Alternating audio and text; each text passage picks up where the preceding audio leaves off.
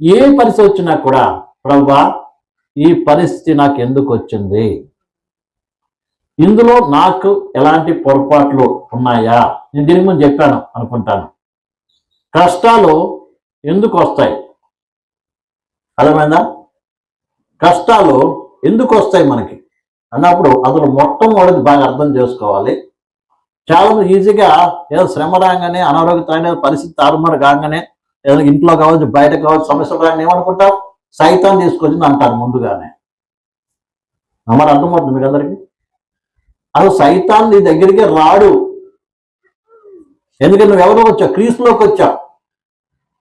విషయానికి వద్దాం. మొట్టమొదటి కష్టాలు వచ్చేది దేనికి తెలుసా? మొట్టమొదటి నీ యొక్క అజ్ఞానత్వం. మొట్టమొదటి అజ్ఞానత్వము, లేకుంటే నీలో ఉన్నటువంటి గర్వము, అహంకారం, అజ్ఞానత, రకరకాల స్వభావం. నీ స్వభావాన్ని బట్టి నీకేమవుతాయి? కష్టాలు వస్తాయి. అజ్ఞానత్వం ఏంటిది? చేయవలసిన పని సక్రమంగా చేయకపోవటం, బుద్ధిహీనంగా ప్రవర్తించడం, ఫూలిష్నెస్, బుద్ధిహీనంగా ప్రవర్తించడం. ఉదాహరణ చెప్పను, బైక్ నడిపిస్తున్నాం. బైక్లో మీటర్ ఎంత ఉంటుంది?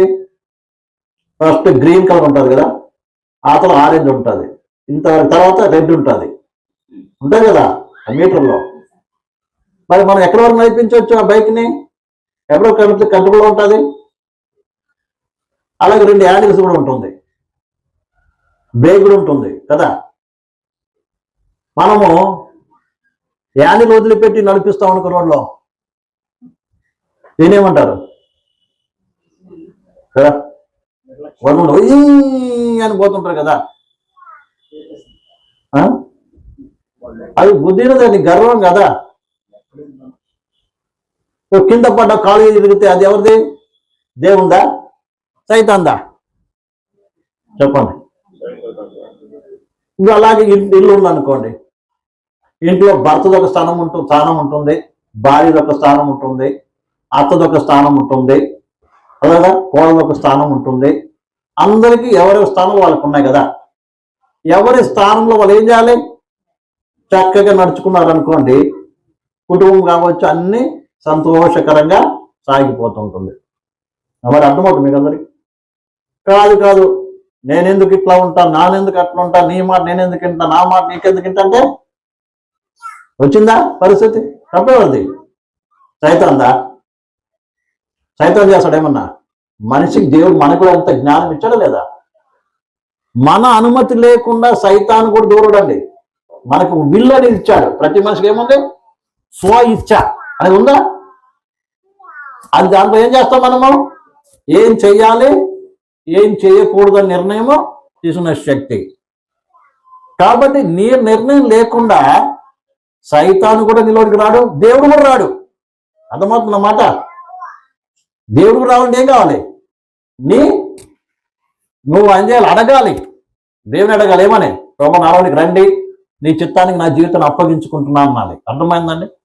కాబట్టి నీకు దేవుడు ఇచ్చాడు, దాని ప్రకారం ఏం చేయాలి?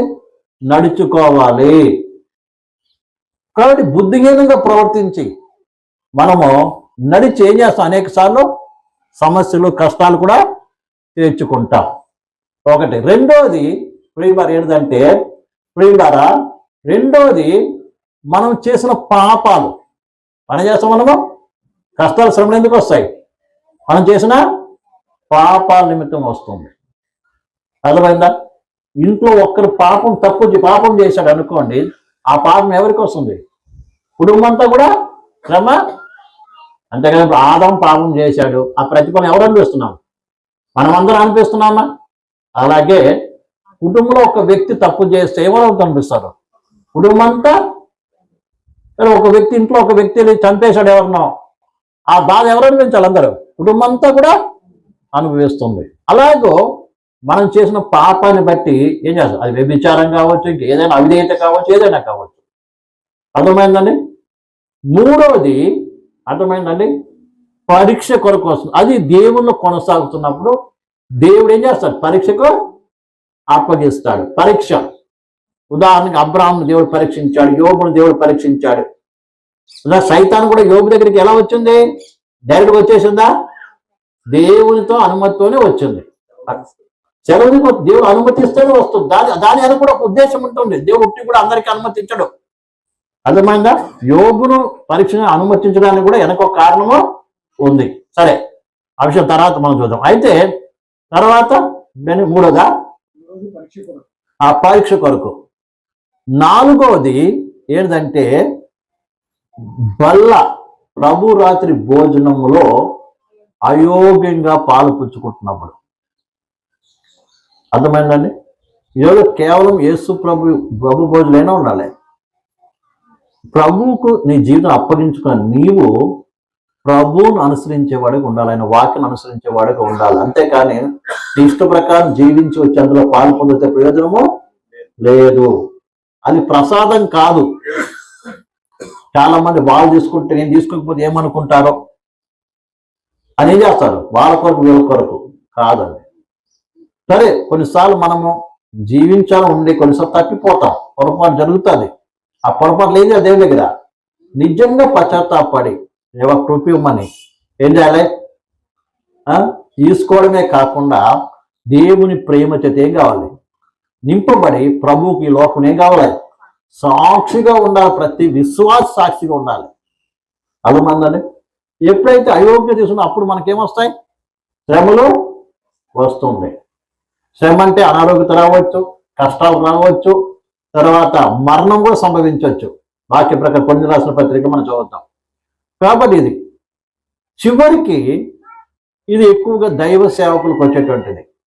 అర్థమైంది? దైవ సేవ కదా, ఇతరులను ఆదరించుట కొరకు ఏం చేస్తాడు? దేవుడు శ్రమలు పంపిస్తాడు. ఎవరికి? దైవజనులకి. ఎందుకంటే వాళ్ళకి అనుమతించినప్పుడు వాళ్ళు అనుభవపూర్వకంగా బాధ ఏంటో వాళ్ళకి ఏమవుతుంది? తెలుస్తుంది. వాళ్ళు ఏం చేస్తారు? ఇతరులను ఆదరించడం కొరకు దేవుడు మన కొరింథీ రాసిన 2వ పత్రిక 1వ అధ్యాయం చదువుతాంలో మరి మేము శ్రమ పడినను మీ ఆదరణ కొరకు మేము ఏం చేస్తున్నాం? శ్రమ అనుభవిస్తాం అంటాడు. అర్థమవుతుందని? ఇది ప్రియులారా మనకు వచ్చిన కష్టాలు. అంతేకాని ప్రియులారా ప్రతిదీ సైతాన్ ద్వారానే ఏమాత్రమో అనుకోకూడదు. ఈ విషయాన్ని బాగా సైతానికి నీకు సంబంధం ఎప్పుడైతే బ్యాడ్లు పొందావో అప్పటితో సైతాన్తో ఏమైంది సంబంధము? నీ దగ్గర రావాలని భయపడతాడు. ఒకరు రావాలంటే ఏం చేస్తాడు? దైవ అనుమతితోనే వస్తాడు. ఎక్కడికైనా వస్తాడు. అర్థమవుతుందండి? ఇక్కడ కూడా వచ్చి ఉంటాడు. కాదని కాదు. కాబట్టి ఈ విషయాన్ని మనం బాగా అర్థం చేసుకోవాలి.